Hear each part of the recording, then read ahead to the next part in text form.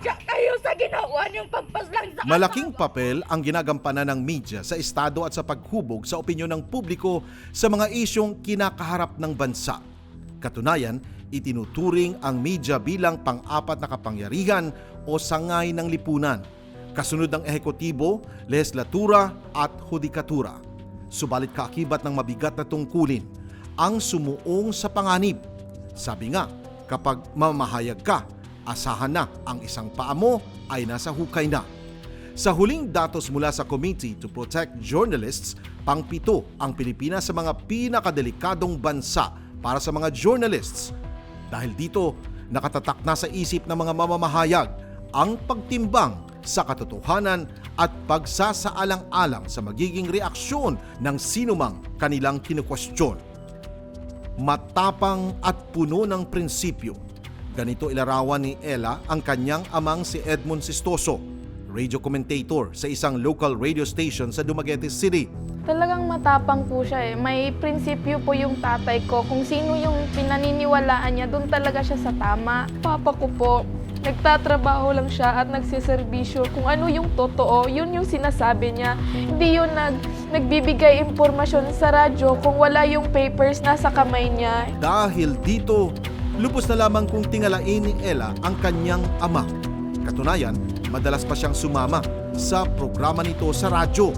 Batid ng pamilya ni Edmund ang peligrong kaakibat ng pagiging matapang nito sa kanyang mga komentaryo. Kaya ganun na lang din ang pagbabala nila sa kanilang padre de pamilya na iwasang banggain ang malalaking tao.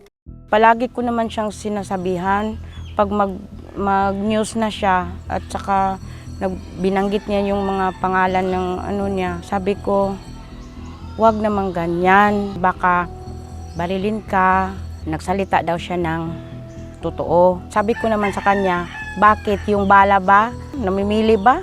Pagsisiwalat di na mag-ina, may mga taong lumalapit kay Edmund upang pigilan siya sa kanyang pagbangga sa mga kontrobersyal na personalidad sa Negros. Sana bibigyan siya ng pera pero hindi niya tinanggap. Hindi niya tatanggapin dahil ang gusto niya, hindi niya kami papakainin ng pera na galing sa masama. Umalis ka na lang dyan sa trabaho mo. Sabi niya, hindi pwede na kasi kung aalis ako, wala nang magseservisyo sa mga tao kung ano yung tama. Sabi ko, paano kung mawawala ka? Sabi niya, di naman ako mawawala kasi nandyan naman yung Diyos.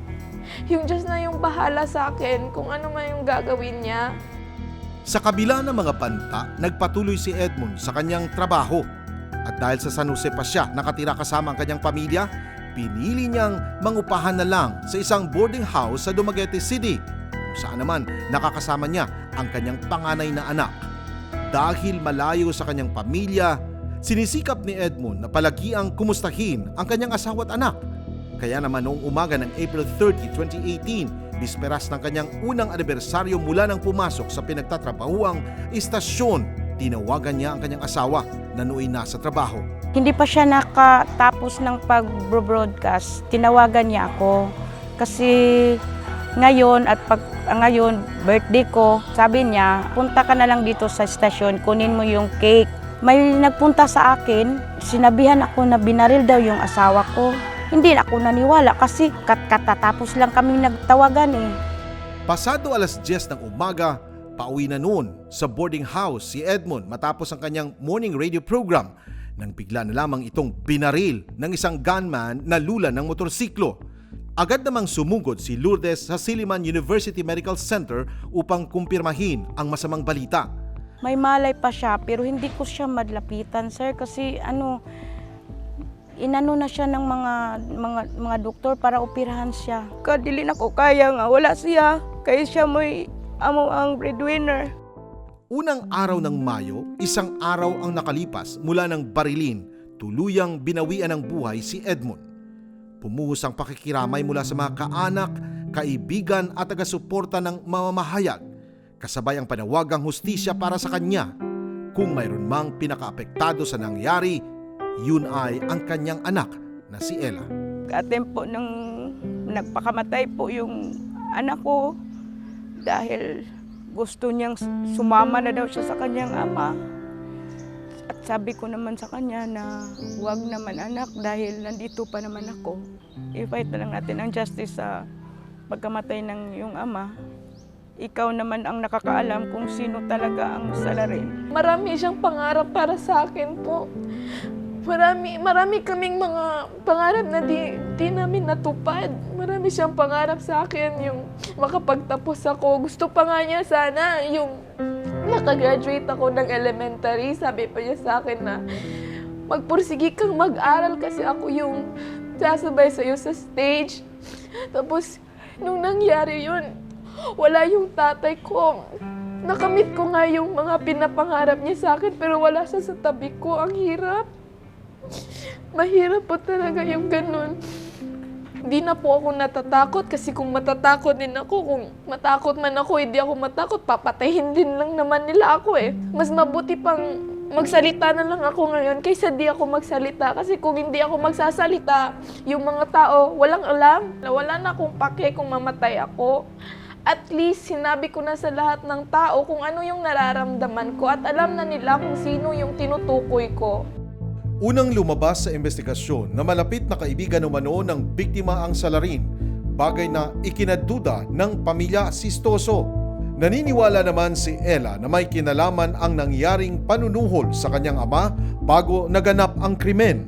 Before that week na binaril siya, pinatawag siya sa isang lugar na gusto inoferan siya ng pera na pumunta sa kabila, mga 100,000 po. Tapos sabi ko kay Papa, ba't di mo na lang tinanggap para safe na tayo? Kasi baka aanuin ka nila. Sabi niya, ayaw kong bigyan kayo ng pagkain na galing sa mga maruruming tao. Sana naman sumuko ka na.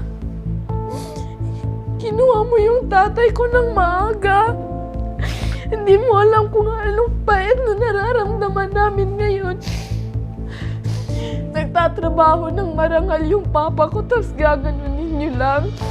Sana naman inisip niyo kung ano yung kahinatnan ng ginawa niyo sa papa ko. Sana kung binaril niyo si papa, sana hindi niyo na lang pinatay. Kung babarilin niyo lang man, sana, pati na lang sana ako. Ako na lang sana yung pinatay niyo eh. Huwag na yung tatay ko, naawa na ako sa kapatid ko, sa mama ko. Higit isang taon matapos ang pagkasawi ni Edmund Sistoso, isa pang journalist ang walang habas na pinatay. Siya si Dindo Generoso, isa ring malapit na kaibigan ni Edmund na pinaslang noong November 7, 2019 sa Dumaguete City. Agad namang nadakip ang dalawang suspect habang sumuko ang isa pang suspect na si Police Corporal Roger Rubio sa Negros Oriental Police Provincial Office. Samantala, higit 6 na buwan lamang ang nakalipas ng isa na namang radio commentator ang pinatay sa parehong lungsod. May 5, 2020, nang 5 beses na pinagbabaril si Rex Cornelio habang kasama ang kanyang asawa pauwi sa kanilang bahay sa Daro, Dumaguete City. Hanggang sa ngayon, hindi pa rin natutukoy ang salarin sa pagkakapaslang kay Cornelio. Sa pagkakasawi ng 3 journalists, may iisang motibo na nakikita sa investigasyon na pawang may kinalaman sa kanilang trabaho at politika ang mga naturang krimen. Masasabing sumasalamin ang krimeng ito sa kung gaano kakomplikado ang mundo ng politika sa Negros Oriental.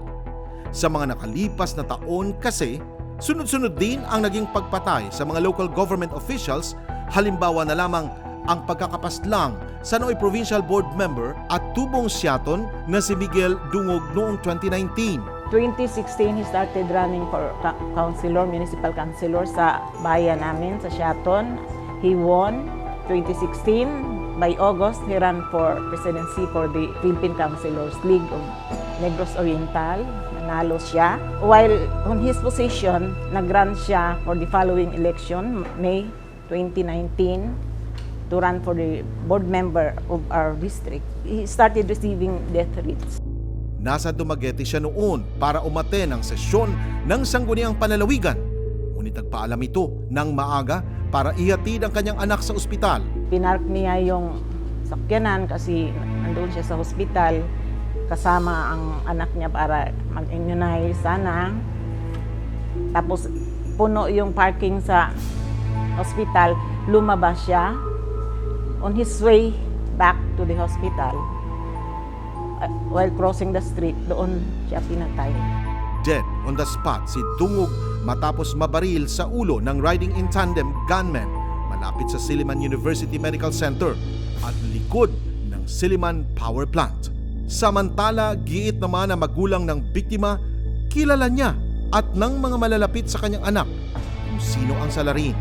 Ngunit dahil sa takot, tikom ang bibig ng mga tao.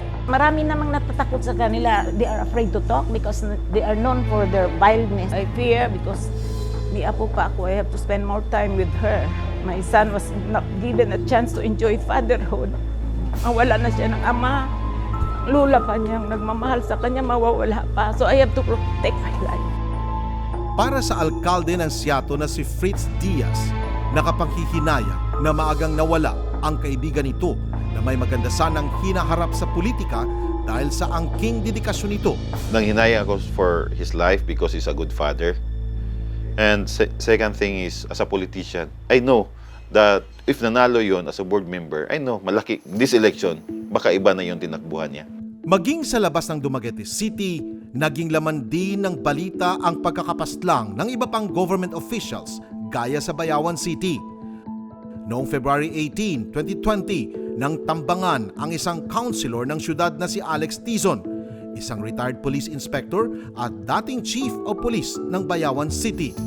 Noong 2010 at 2013, nang tumakbo at manalo ito bilang konsehal, natalo sa vice mayor race ng 2016, ngunit bumalik sa pagkakonsehal noong 2019. Ayon kay Luciana, asawa ng biktima, kampanya pa lamang ay pinuputakte na ng death threats ang kanyang mister dahil na rin sa agresibo nitong pagpuna sa mga iligal na aktibidad sa syudad na sinimulan niya noong pulis pa siya.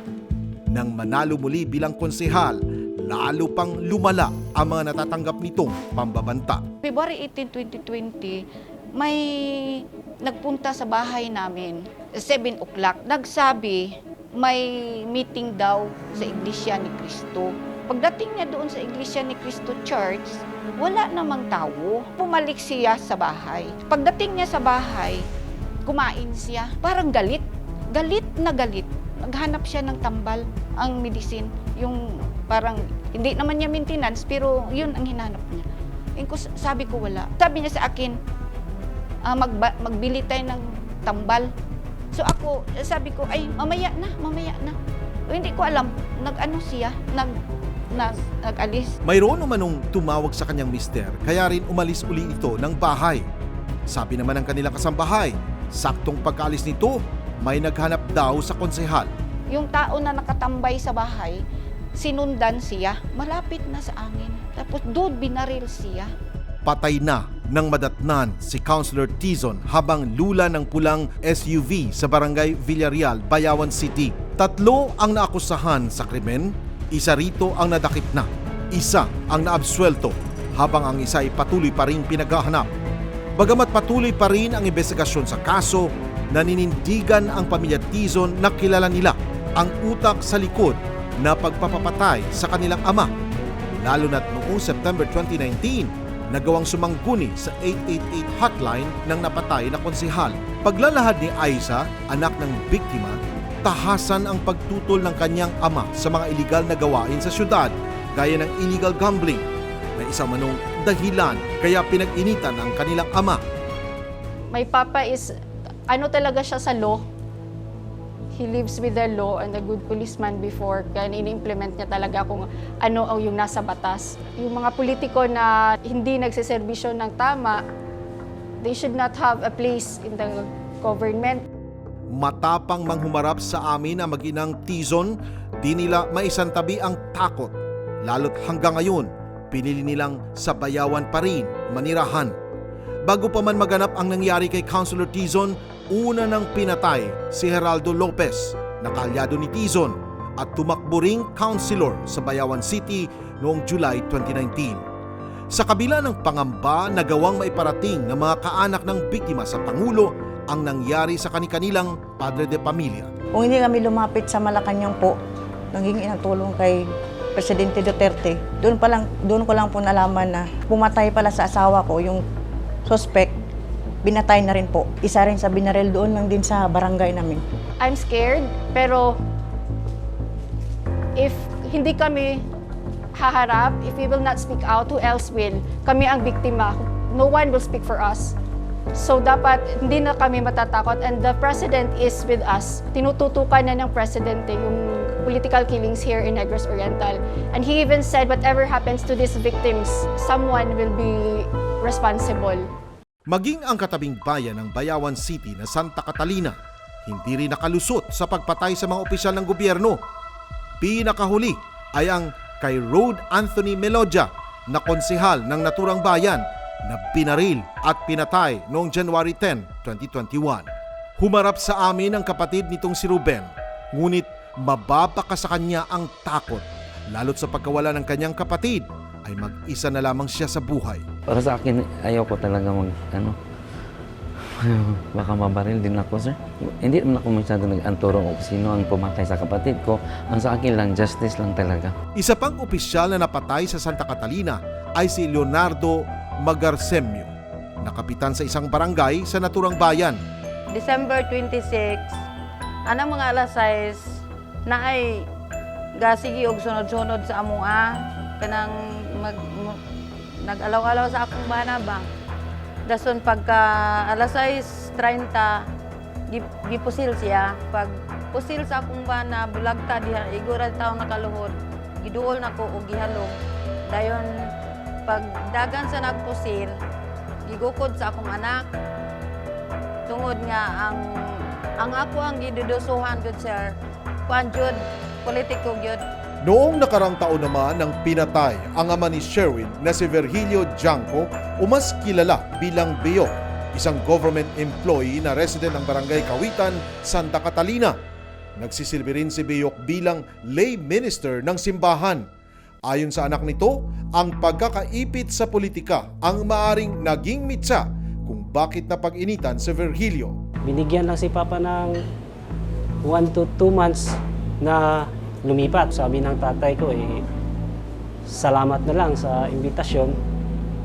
Kasi ako, empleyado lang ako ng probinsya Biruin mo sir, 19 gun wounds yung tatay ko. Parang pumatay sila ng manok na walang kalaban-labanin. Nagbibigay lang sa amin ng lakas ng loob yung mga kaibigan ng tatay ko, yung mga pare. Gaya ng iba pang nagtungo sa Malacanang, umaasa si Sherwin na dahil sa utos ng Pangulo, matututukan na ang kaso ng kanyang ama. Malaking tulong na rin nung nakapunta kami at napahayag namin yung sa loob namin kung ano talaga ang nangyayari dito. Nagsabi siya na pag may nangyari daw sa amin, alam na niya kung sino ang papanagutin. Saksi rin ang isa pang bayan sa Negros Oriental, ang bayan ng Pamplona, sa pagkitil sa buhay ng mga nasa gobyerno. Noong nakarang taon, nang nauwi sa malagim na wakas ang buhay ni Kent de Vinagracia, o mas kilala bilang Bongbong, isa sa mga aide ni Pamplona Mayor Janice Degamo. Hanggang sa huling araw ng kanyang buhay, saksi si Mayor Janice sa dedikasyon ni Bongbong na tumulong sa mga kapuspalad. Nag-livelihood kami, nagbigay kami ng yung mga tilapia fingerlings dun sa isang association. When we went back, nag-dinner kami, and when he got home, yun, dun sa bahay niya siya tinira. Pasado alas 8 ng gabi, September 9, 2020, nang tampangan sa harap mismo ng kanyang tahanan si Bongbong. Sariwa pa sa alaala ni Derneth ang nag-iisang anak ng biktima, ang malagim na gabing yun. It's a government vehicle yung sinasakyan niya. So pagdating niya, si mama nagluluto ng hapunan para sa amin at ako nag-aaral sa itaas. So masaya kami kasi nandyan na siya. 5 minutes before siyang dumating, naka-blackout yung kalye lang namin. Pagkatapos dumating sila, hindi nga siya nakababa. May motor na nakasunod dun, binaril siya. Agad na lumabas ang mag-ina upang alamin ang nangyari. At dito na tumambad ang walang malay na katawan ng kanilang padre de pamilya. While we were on the ambulance that time, going to the hospital, I tried to question the Lord. Lord, if you are powerful, can you make my dad alive again? My dad is a very good dad. Bakit siya pa? Lord, pwede namang ang daming tanong na pwede kong itanong. So that time, I was very depressed. Mabigat para kay Dernef na piliting bumangon mula sa bangungot na iyon. Ngunit para sa pagkamit sa hustisya para sa kanyang ama, pinilit niyang tibayan ang kanyang loob. The murder of my dad was politically driven, so there are a lot of possibilities that kaming tatlo isusunod. Kaming dalawa ng nanay ko. Because of that grief that we have as a town, doon nagsimula yung nag-request kami ng Senate investigation. It was really for Bongbong. And because it's a Senate investigation, it has to be for Bongbong and other victims of violence. Tumulong kami na mag-request ng mga law enforcement agency in Manila na talagang to take this matter seriously. Kahit man lang yung justice maibigay natin sa kanya. Sa pagsangguni ng mga biktima sa pinakamataas na lider ng bansa, umaasa sila na ito na ang tutuldok sa serya ng patayan sa Negros Oriental. Ngunit paano kung kahit mismong Pangulo na ang nakialam, hindi pa rin natigil ang pagdanak ng dugo sa lalawigan? Magandang gabi, Pilipinas!